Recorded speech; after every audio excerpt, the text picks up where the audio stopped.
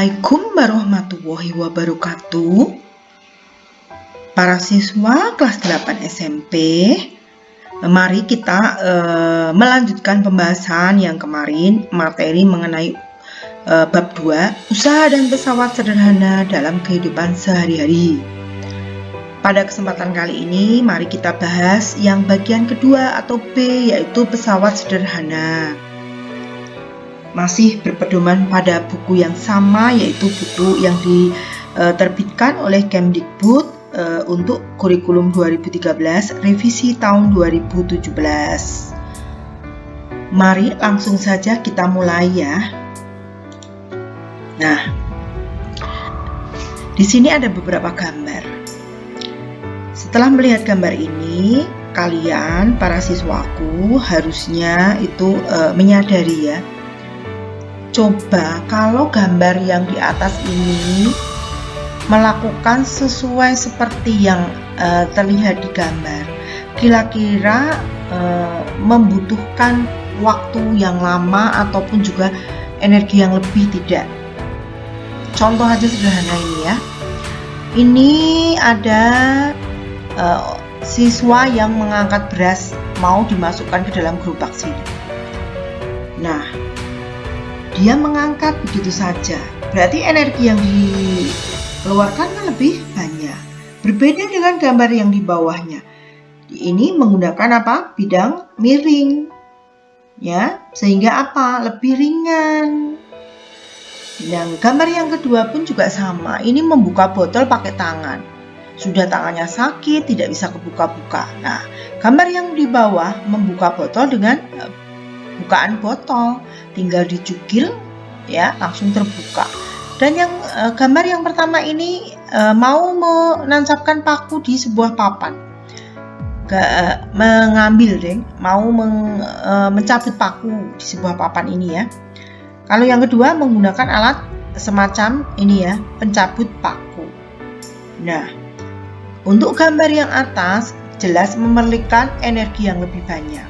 Tapi untuk gambar yang di bawah, karena sudah menggunakan yang namanya alat bantu.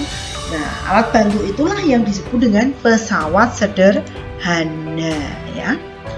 Untuk pelajaran kali ini, untuk bagian B, untuk KI 1, KI 2, KI 3, dan KI 4-nya sama ya. KI 1 itu menghargai menghayati ajaran agama yang dianutnya atau sikap religius. KI 2 sikap sosial.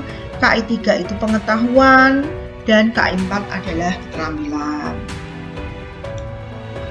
Untuk KD-nya itu yaitu KD 3.3 menjelaskan konsep usaha pesawat sederhana dan penerapannya dalam kehidupan sehari-hari, termasuk kerja otot pada struktur rangka manusia. Kemudian menyajikan hasil penyelidikan atau pemecahan masalah tentang manfaat penggunaan pesawat sederhana dalam kehidupan sehari-hari. Nah, ini gambarnya.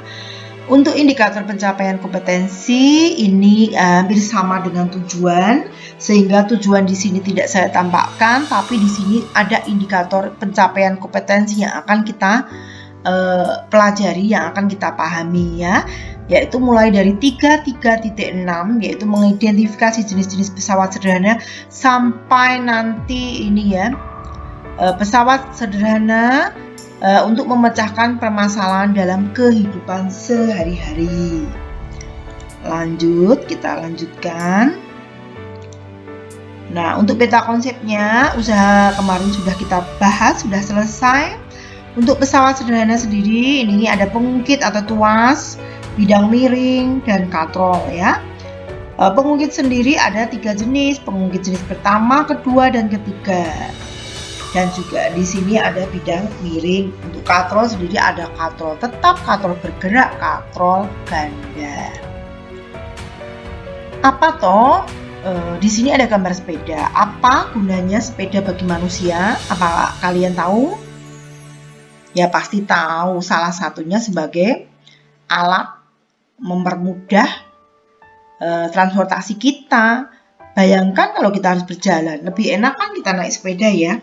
Nah, sepeda bisa bergerak karena ada apa? Ini ada gear namanya ya. Gearnya pun ada gear besar, ada gear kecil ya. Nah, di sini sepeda dapat digunakan untuk mempermudah pekerjaan manusia karena pada roda sepeda terdapat gear besar dan gear kecil yang dapat menghasilkan gaya pada roda sepeda. Nah, roda sepeda ini merupakan bagian dari pesawat sederhana. Gear atau roda gigi termasuk pesawat sederhana karena memudahkan pekerjaan manusia. Nah, sekarang kita bahas apa kalau begitu yang dimaksud dengan pesawat sederhana itu. Kita lanjutkan. Pesawat sederhana yaitu setiap peralatan yang memudahkan manusia untuk melakukan usaha atau kerja. Disebut sederhana karena peralatannya tersebut dirancang atau dibuat dalam bentuk sederhana. Nah, pesawat sederhana itu antara lain seperti ini ya. Ada tuas atau pengungkit, ada katrol, ada bidang miring, kemudian ada roda gear ya ini ya. Minimal ada tuas atau pengungkit, bidang miring, katrol, ini roda atau gear. Nah, kita akan bahas satu persatu, mulai dari tuas ya, atau pengungkit. Sistem kerja tuas itu ada 3 bagian. Ada yang namanya titik tumpu, ya ini ya, yaitu tempat tumpuan bagi pengungkit. Pengungkitnya kan ini titik tumpu, sehingga ini berpedoman di sini bisa untuk ini mengangkat di sini ya. Kemudian titik beban atau W, yaitu tempat meletakkan atau menempatkan beban yang hendak diangkat atau dipindahkan. Jadi di sini itu beban. Kemudian ada titik kuasa. Kuasa adalah tempat kita untuk memegang atau gaya ya, yaitu titik di mana gaya kuasa diberikan. Nah, orangnya kan memegang di sini ya. Titik tumpu, beban, dan kuasa. Nah, antara beban dengan tumpu namanya lengan beban. Antara titik tumpu dengan kuasa namanya lengan kuasa. Nah, ini ya, itu keterangannya. Kemudian, berdasarkan sistem kerjanya, tuas atau pengungkit itu dibagi 3 kelompok. Untuk yang pertama yaitu tuas jenis pertama. Tuas yang titik tumpunya terletak antara beban W dengan titik kuasa ini ya, titik tumpunya T itu antara W dan kuasa. Nah, makin panjang lengan kuasa, makin kecil gaya yang diperlukan untuk mengungkit beban tersebut ya. Nah, contoh untuk tuas jenis pertama itu gunting ya. Ini beban di sini, titik tumpu itu skrupnya itu ya. Kemudian tempat kita memegang itu kuasa. Ada lagi tang, itu prinsipnya juga sama dengan gunting. Timbangan, jungkat-jungkit juga ya. Itu yang termasuk tuas jenis yang pertama. Untuk penerapan dalam kehidupan sehari-hari itu contohnya ini ya. Orang memotong kain atau penjahit memotong kain ya. Titik tumpu di antara beban dan kuasa. Ini titik tumpunya, kemudian ini beban, dan ini pegangan kita itu kuasa. Dan contohnya pada gunting. Sekarang kita bahas tuas jenis kedua, yaitu tuas yang bebannya atau W terletak antara T dan kuasa ya. Nih, yang di tengah-tengah tidak lagi titik tumpu, tapi yang di tengah-tengah adalah beban. Titik tumpunya di ujung dan kuasanya juga di ujung, sehingga W terletak antara T dan F ya. Ini. Kemudian contoh alat atau tuas jenis ini adalah membuka tutup botol. Ini ya, gerobak dorong yang untuk Pak tukang bangunan itu ya.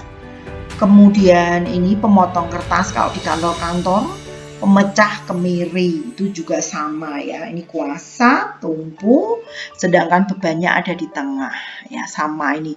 Titik tumpu, kuasa, bebannya ada di tengah. Sama, ini juga bebannya ada di tengah ya. Terus penerapan tuas tipe 2 dalam kehidupan sehari-hari itu ini gerobaknya Pak tukang yang untuk membawa itu pasir atau batu ya.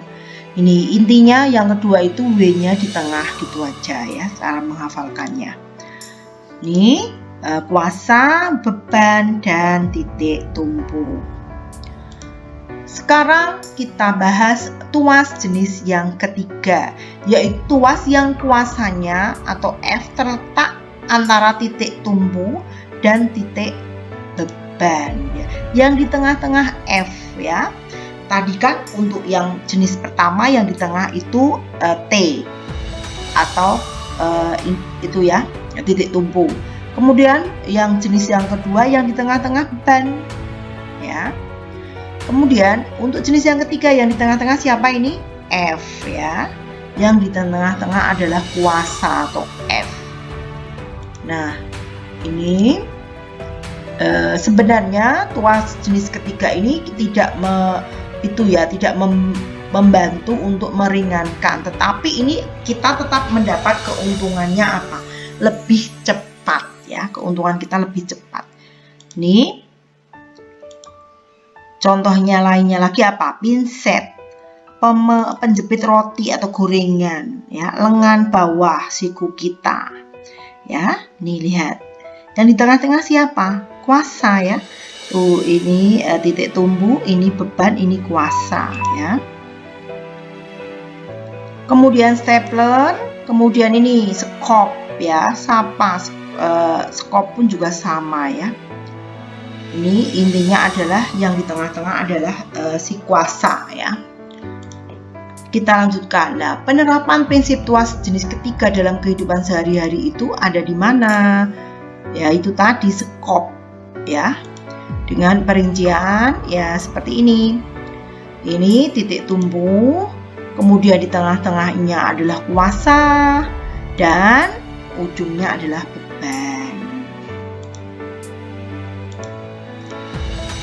Nah, keuntungan mekanik atau biasa disingkat dengan KM pada tuas adalah, rumusnya adalah ini. KM sama dengan W beban per kuasa atau lengan beban per lengan kuasa ya, dengan atau dibuat bersamaan seperti ini, W kali lengan beban sama dengan kuasa kali lengan kuasa. Nah seperti ini, keterangannya juga sama ya, bisa diperhatikan sendiri. Sekarang kita masuk ke contoh soal. Besi beratnya 160 Newton diangkat dengan tuas yang panjangnya lengan kuasanya itu 2,5 dan lengan bebannya itu 1 ya.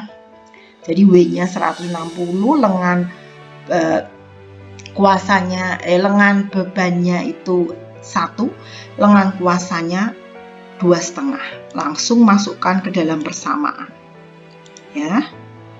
W sama dengan kali lengan kuasa kali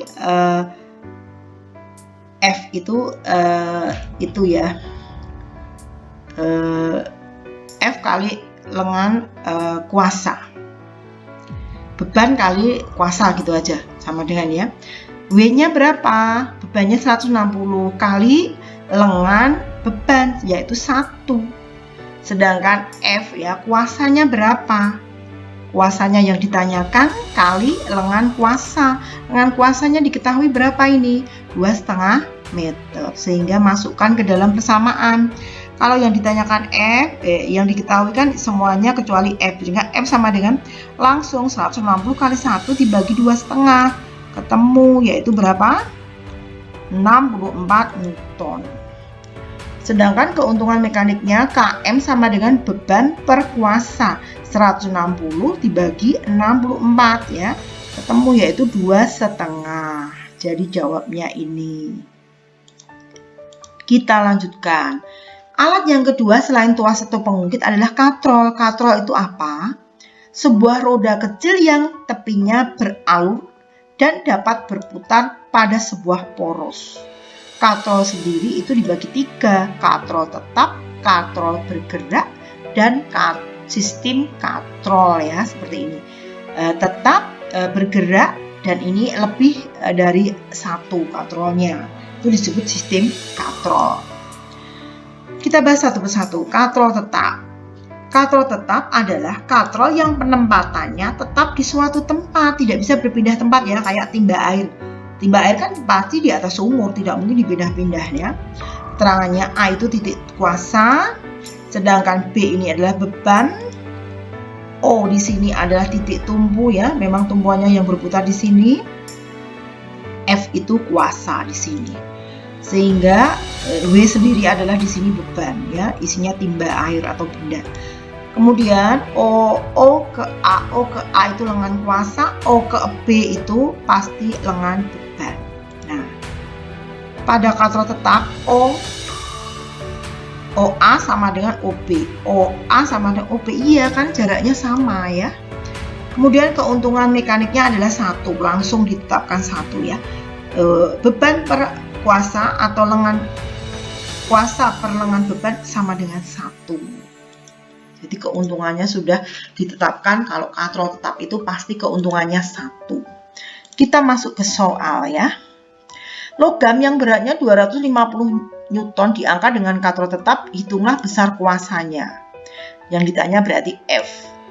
Padahal rumusnya adalah W per F sama dengan 1. Langsung 250 per F sama dengan 1, sehingga F sama dengan 250 dibagi 1, ketemu 250 Newton ya.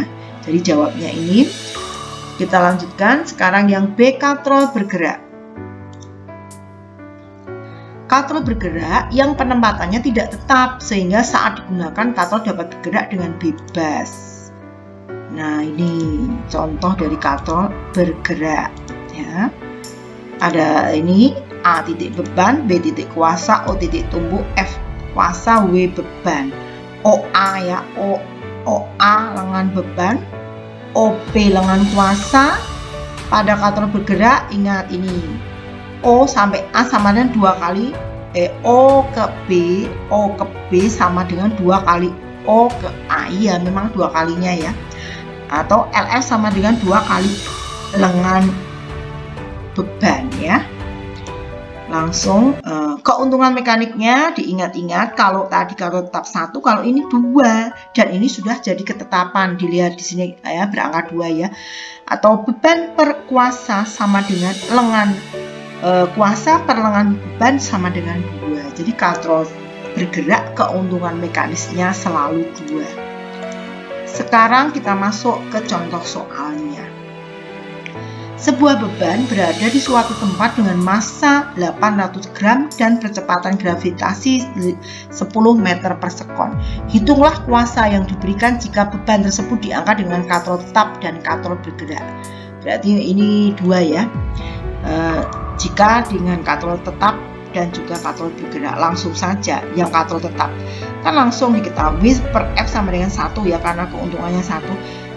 W di sini adalah M kali G per F sama dengan 1. F sama dengan M-nya kan 0,8 kali 10, ketemu 8 Newton ya. Per satunya kan sama saja diabaikan.